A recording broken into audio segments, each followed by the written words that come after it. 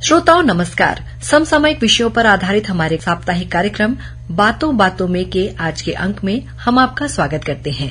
श्रोताओं, पिछले सप्ताह इसी कार्यक्रम के तहत साइबर ठगी और अपराध से बचाव के संबंध में आपने छत्तीसगढ़ पुलिस के साइबर सेल के प्रभारी तथा अतिरिक्त पुलिस अधीक्षक श्री कवि गुप्ता से ली गई भेंटवार्ता की पहली कड़ी को सुना।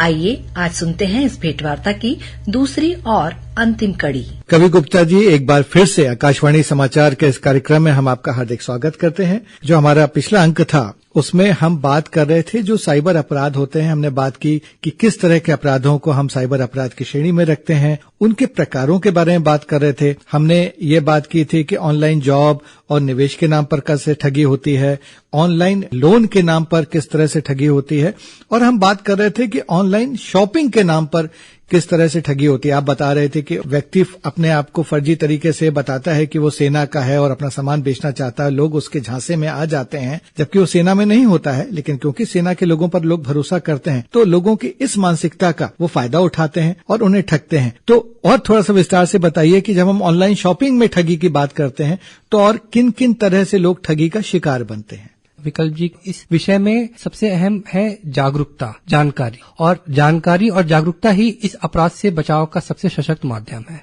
तो अब मैं आपको इस ऑनलाइन शॉपिंग से किस प्रकार से और ठगी होती है इसके बारे में थोड़ा और विस्तार से बताऊंगा। आपने देखा होगा कि कई लोगों को ये लगता है कि जब वो फेसबुक या इंस्टाग्राम में अपना प्रोफाइल देखते हैं तो उनको कुछ ऐड ऐसा दिखता है जहां पे उनको बाजार से काफी कम कीमत में कुछ सामान जो है उसका एडवर्टीजमेंट दिख जाता है। लोगों को ऐसा लगता है कि क्यों ना हम इस नए ऐप को या इस नए पोर्टल से सामान लेकर के देखें, क्योंकि जो चर्चित ऐप है शॉपिंग के, इसमें तो सारा सामान जो है एक मार्केट रेट या फिर एक फिक्स रेट में ही मिलता है। लेकिन इस प्रकार के जो लिंक आते हैं इसमें आपको काफी सस्ते में और काफी लुभावना उनको ऑफर दिखता है। तो कभी कभी लोग जिज्ञासावश ही इस लिंक पे क्लिक कर देते हैं और उसके बाद फिर ये भी सोचते हैं कि चलो एक बार ले करके देखते हैं इस वेबसाइट से या इस फेसबुक के लिंक से या इंस्टाग्राम के लिंक से, और उसके बाद फिर जो है वो ठगी का शिकार हो जाते हैं। इसमें सिंपल सा तरीका यही होता है कि वो भुगतान तो हो जाता है, क्योंकि ऑनलाइन शॉपिंग में भुगतान पहले करना होता है और सीओडी की व्यवस्था इसमें नहीं होती है। इस प्रकार के कैश ऑन डिलीवरी की इसमें व्यवस्था नहीं होती, तो पहले उससे भुगतान मांगा जाता है। भुगतान तो हो जाता है, लेकिन जो डिलीवरी होती है वो या तो होती ही नहीं है या फिर उस डिलीवरी के नाम पे जो है वो कोई घटिया माल जो है वो उसकी डिलीवरी कर दी जाती है। इसके बाद जब ग्राहक है वो उसके कस्टमर केयर में जब लगाने की कोशिश करता है तो वहां से कोई उसको रिस्पांस नहीं मिलता है। एक आपने प्रकार बताया था सेक्सटॉर्शन का, कि जहां पर जो है वो ऐसे लड़कियों की आकर्षक तस्वीर देके और मोह जाल में ऐसे फंसाकर, ये भी कई किस्से सामने आ रहे हैं और सभ्य घरों के लोग जाने अनजाने में इसका शिकार हो जाते हैं। ये किस तरह के मामले होते हैं ये? जी हाँ, ये एक काफी चिंता का विषय है कि इस प्रकार की जो अपराध है वो अभी काफी बढ़ रहे हैं जी, और इसमें बड़े संख्या में लोग इसके झांसे में आ रहे हैं। नवयुवक के साथ साथ काफी उम्र के लोग भी जो है वो इसके झांसे में आ जा रहे हैं जी। और इस प्रकार का जो अपराध होता है उसमें जो बेसिक हमको सीख लेनी चाहिए वो ये है कि हमारी जो सोशल मीडिया में जो हमारी गतिविधियां हैं, अगर हम उसको सीमित नहीं रखेंगे तो हम इस प्रकार के अपराध में फंस सकते हैं। मैंने सोशल मीडिया का इस वजह से जिक्र किया क्योंकि आप यदि इस अपराध के पृष्ठभूमि में जाएं कि वो जब कोई वीडियो बनता है तो उसके बाद उस पीड़ित को कैसे बदनाम किया जाता है जी, तो बदनाम तभी साइबर ठग कर सकता है जब उसके जो कॉन्टेक्ट्स हैं वो उस साइबर ठग के पास होंगे जी। और वो जो कॉन्टेक्ट्स हैं वो कहाँ से उसको मिलते हैं? वो कॉन्टेक्ट्स उसको उस पीड़ित के सोशल मीडिया के द्वारा ही मिलता है। तो सबसे पहले इस अपराध में जो साइबर ठग है वो क्या करता है कि वो उस पीड़ित के कॉन्टेक्ट्स की लिस्ट को वो एक्सेस करने की कोशिश करता है जी। इसको पाने के लिए वो सबसे पहले पीड़ित के फेसबुक अकाउंट की रेकी करता है। उसके जितने भी कॉन्टेक्ट लिस्ट है यदि वो पब्लिकली अवेलेबल है तो वो उन सभी का कॉन्टेक्ट लिस्ट जुटा लेता है और उसके बाद फिर वो अपने हनी ट्रैप में फंसाने के लिए उसको दोस्ती का एक फ्रेंड रिक्वेस्ट भेजता है, या फेसबुक के माध्यम से या फिर व्हाट्सएप के माध्यम से। कभी कभी वो डायरेक्ट वीडियो कॉल भी कर देता है जी। और जैसे ही पीड़ित वीडियो कॉल उठा लेता है या फिर उसके जाल में फंस जाता है, ऐसा कोई कंप्रोमाइजिंग वीडियो उसका बन जाता है तो फिर उस साइबर ठग के पास उसके सारे कॉन्टेक्ट्स रहते हैं जी। तो उसके बाद फिर वो उस पीड़ित को लगातार पैसे की मांग करता है और पैसे नहीं देने पर फिर ऐसे वीडियो को, इसके सारे कॉन्टेक्ट्स को वो भेजने की धमकी देता है और कई केसेस में हमने ये भी देखा है कि वो भेज भी देता है जी। तो एक बार यदि इंटरनेट के माध्यम से कोई ऐसे वीडियो चला जाता है, प्रसारित हो जाता है, तो इसको रोकना बहुत कठिन है जी। इसमें एक चीज और देखने में आती है, एक किस्म के अपराध की लोग किसी भी व्यक्ति के जो है वो नाम पे या तो उसका अकाउंट हैक कर लेते हैं या फिर फर्जी आईडी बनाकर भेजते हैं कि भाई मुझे बहुत जरूरत है, और उसी को जैसा आपने कहा ना, उसके जो कॉन्टैक्ट्स को भेजा जाता है ये मैसेज कि मतलब मुझे अचानक जो है वो पैसों की बहुत ज्यादा जरूरत आ गई और फलाने अकाउंट में भेज दो। इस तरह के भी मामले सामने आते होंगे? बहुत आते हैं।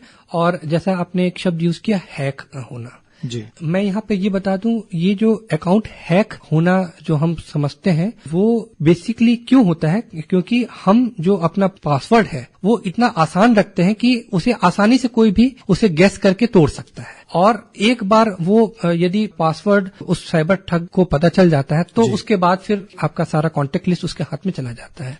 हम में से बहुत से लोग, अभी भी अधिकांश लोग की एक प्रवृत्ति होती है कि हम आसानी से याद रखने वाला पासवर्ड रखते हैं, जैसे अपनी डेट ऑफ बर्थ, या फिर कई केसेस में देखा गया है विकल्प जी कि अपना मोबाइल फोन का नंबर जो है वो उनका यूजर नेम रहता है और वही उनका पासवर्ड भी रहता है। अच्छा। तो जब हमने इस बारे में तहकीकात की, इस प्रकार के केसेस की, तो हमने पाया कि बहुत अधिकांश केसेस में पासवर्ड जो था वो बहुत असुरक्षित था। ये जानकारी ठग के पास आ जाती है तो उसको एक आपके नाम से ही एक नकली प्रोफाइल बनाना उसके लिए बहुत आसान हो जाता है जी। वो आपके प्रोफाइल में जा करके आपका प्रोफाइल पिक उठाता है और आपके सभी कांटेक्ट लिस्ट को वो लगातार फ्रेंड रिक्वेस्ट भेजना स्टार्ट कर देता है जी। लोगों को लगता है कि आप ही जो है नया कोई अकाउंट बनाए हैं और आप उनका फ्रेंड रिक्वेस्ट एक्सेप्ट कर लेते हैं, और इस तरीके से वो आपके नाम से ही एक दूसरा अकाउंट क्रिएट करके आपके सारे फ्रेंड्स को अपने अकाउंट के साथ जोड़ लेता है। इसके बाद फिर वो उसका दूसरा मकसद है वो पूरा करता है, वो है या तो वो बदनाम करने की कोशिश करता है या फिर वो पैसे की मांग करना स्टार्ट करता है। कवि गुप्ता जी, आपने ये तो बताया कि किस तरह से साइबर ठगी होती है और किस तरह के इसके अपराध हैं। हम ये जानना चाहेंगे कि इनसे बचने का क्या उपाय है? देखिए विकल्प जी, यदि कुछ बातों का हम ध्यान रखेंगे तो हम कभी भी इस प्रकार के ठगी का या इस प्रकार के अपराध का शिकार नहीं होंगे जी। हमारे पास जितनी प्रकार की शिकायतें आ रही है उनका अध्ययन करने के बाद हमने इन बिंदुओं को तैयार किया है। इसमें किसी भी अनजान व्यक्ति को हमें अपना ओटीपी नंबर, पिन नंबर या पासवर्ड कभी भी शेयर नहीं करना है जी। दूसरी बात, अभी कुछ समय से यूपीआई ट्रांजैक्शन का चलन काफी बढ़ गया है, जिसको हम डिजिटल पेमेंट कहते हैं, डिजिटल ट्रांजैक्शन जी। और यूपीआई के साथ साथ क्यूआर कोड के माध्यम से भी पेमेंट का प्रचलन काफी बढ़ गया है जी। कई लोगों में अभी भी भ्रांति है कि पैसा पाने के लिए, पैसा मिलने के लिए भी हमें क्यूआर कोड स्कैन करना पड़ता है जी।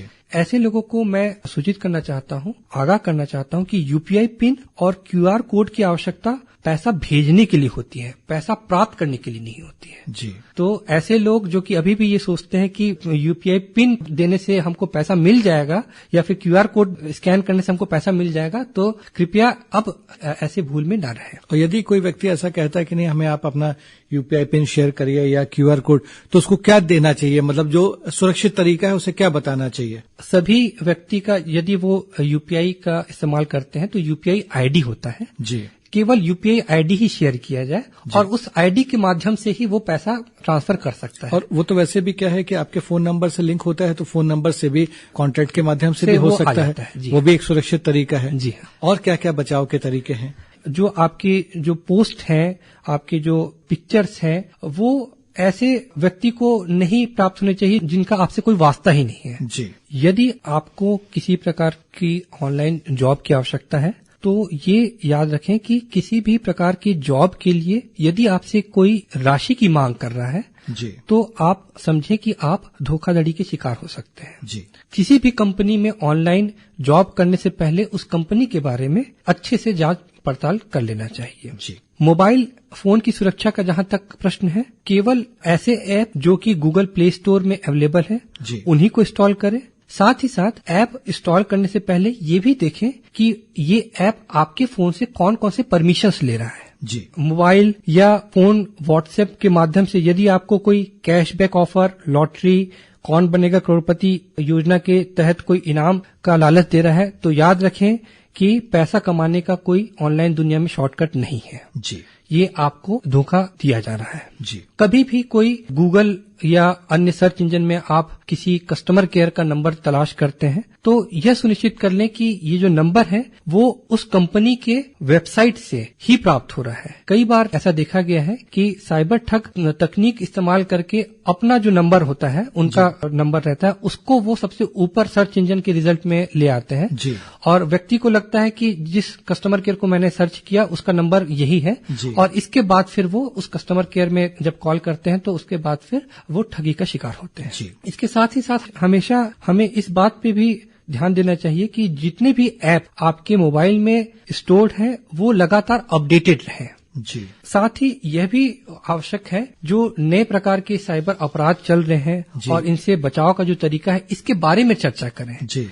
यदि हमारे साथ कोई घटित हुआ है कोई घटना, तो यदि हम अपने साथियों को भी इसके बारे में बताएं, इसके बारे में आगाह करें या उनके साथ कुछ ऐसी घटना हुई है उनके बारे में पूछें तो हम जागरूक होकर के इस प्रकार के अपराध से काफी बच सकते हैं। जी। अच्छा कवि जी, ये सारी बातें तो हमने कर ली। मान लीजिए इसके बाद भी कोई व्यक्ति ठगी का शिकार हो जाता है, वो आ गया, उसके चंगुल में फंस गया, वो झांसे में आ गया और उसको पता चल गया कि अब वो ठगी का शिकार हो गया है। इसके बाद वो अपनी शिकायत या रिपोर्ट कहाँ दर्ज करवाए, कहाँ वो संपर्क करे? साइबर क्राइम से हुए नुकसान में समय की सबसे अहम भूमिका होती है। जी। यदि आप किसी फाइनेंशियल फ्रॉड या वित्तीय धोखाधड़ी के शिकार हुए हैं तो ऐसे में आपका तत्काल रिपोर्टिंग आपको हुए नुकसान से बचा सकता है। जी। इसके लिए शासन ने हेल्पलाइन नंबर भी जारी किया है 1930।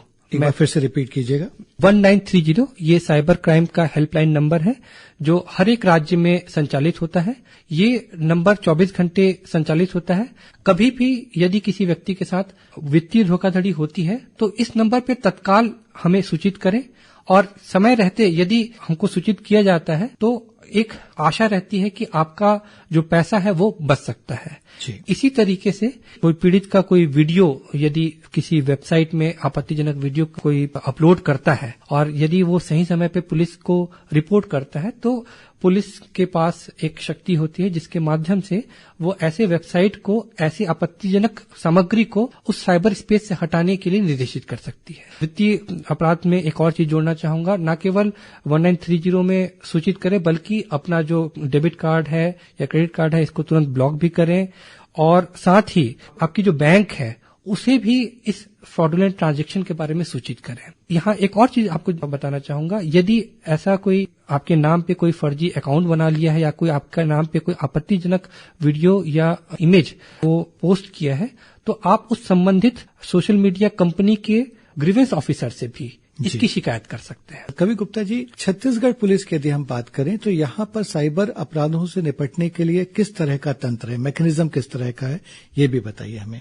छत्तीसगढ़ पुलिस साइबर अपराध से लड़ने हेतु प्रतिबद्ध है। लगातार हमारी कोशिश अलग अलग स्तरों पर है कि लोगों को साइबर क्राइम का शिकार होने से रोका जा सके और यदि कोई शिकार होता है तो उसे त्वरित राहत भी पहुंचाई जाए। इसके लिए पुलिस मुख्यालय स्तर पर 1930 हेल्पलाइन नंबर संचालित है और इसके साथ ही एक वेबसाइट है भारत सरकार की www.cybercrime.gov.in। जी, मैं पुनः दोहराता हूं www.cybercrime.gov.in। ये भारत सरकार की वेबसाइट है साइबर क्राइम की शिकायत दर्ज करने हेतु। इस पोर्टल के माध्यम से अपनी शिकायत आप दर्ज कर सकते हैं और जैसे ही ये शिकायत पोर्टल पे दर्ज होती है ये शिकायत जो है वो संबंधित थाने को पहुंच जाती है और संबंधित थाने द्वारा इस पे फिर कार्रवाई की जाती है। सभी पुलिस मुख्यालय के अलावा सभी जिले में साइबर सेल संचालित है। साइबर सेल भी काफी महत्वपूर्ण भूमिका निभा रहे हैं जी। और इसके साथ ही साइबर थाना भी संचालित है पुलिस मुख्यालय में और सबसे नजदीकी जो थाना है वो तो हमेशा एक विकल्प है ही। जी, कवि जी, एक अंतिम सवाल ये भी देखने में आता है क्योंकि अब लोगों के पास मोबाइल है, तमाम तरह की उनके पास चीजें, सामग्री आती रहती है। चाइल्ड पोर्नोग्राफी के खिलाफ किस तरह के कानूनी प्रावधान है और इसकी रोकथाम के लिए क्या कदम उठाए जा रहे हैं? चाइल्ड पोर्नोग्राफी एक गंभीर अपराध की श्रेणी में रखा गया है। न केवल भारत में बल्कि विश्व में सभी देशों में इसे काफी गंभीर अपराध माना जाता है। इसे रोकने की दिशा में एक संगठन है National Center for Missing and Exploited Children. जी। ये संगठन तमाम सोशल मीडिया कंपनियों के द्वारा संचालित किया जाता है और जब भी कोई व्यक्ति चाइल्ड पोर्नोग्राफी से संबंधित कोई सामग्री इंटरनेट के माध्यम से प्रसारित करता है तो ऐसी कंपनियां इसकी रिपोर्टिंग जो है वो संबंधित कानून एवं प्रवर्तन एजेंसियों को करती है। जी। इसे हम साइबर टिपलाइन रिपोर्ट कहते हैं। जी। ऐसी काफी साइबर टिपलाइन रिपोर्ट हमारे राज्य में भी प्राप्त हुई हैं और इसके आधार पर काफी कार्रवाइयां भी की जा रही हैं। मैं लोगों से ये अपील करना चाहूंगा कि चाइल्ड पोर्नोग्राफी को देखना, उसे सर्च करना भी अपराध की श्रेणी में रखा गया है। जी। तो कृपया इस प्रकार के अपराध से बचें। जो युवा बच्चे हैं खासतौर पे, कभी कभी ये भी देखने में आता है कि वो अपनी ही कोई ऐसी वीडियो बना करके या इमेज बना करके अपने फ्रेंड को, किसी को वो प्रसारित कर देते हैं। जी। और चूंकि इस पे लगातार निगरानी रखी जा रही है तो वो फिर वो हमारे नजर में आ जाता है और उनके खिलाफ फिर कार्रवाई करनी पड़ती है। बहुत बहुत धन्यवाद कवि गुप्ता जी, आपने बहुत महत्वपूर्ण जानकारी दी। आपका हार्दिक आभार। धन्यवाद विकल्प जी। तो श्रोताओं, इसी के साथ समसामयिक विषयों पर आधारित हमारा साप्ताहिक कार्यक्रम बातों बातों में का आज का ये अंक संपन्न होता है। अगले हफ्ते एक नए विषय के साथ हम फिर हाजिर होंगे।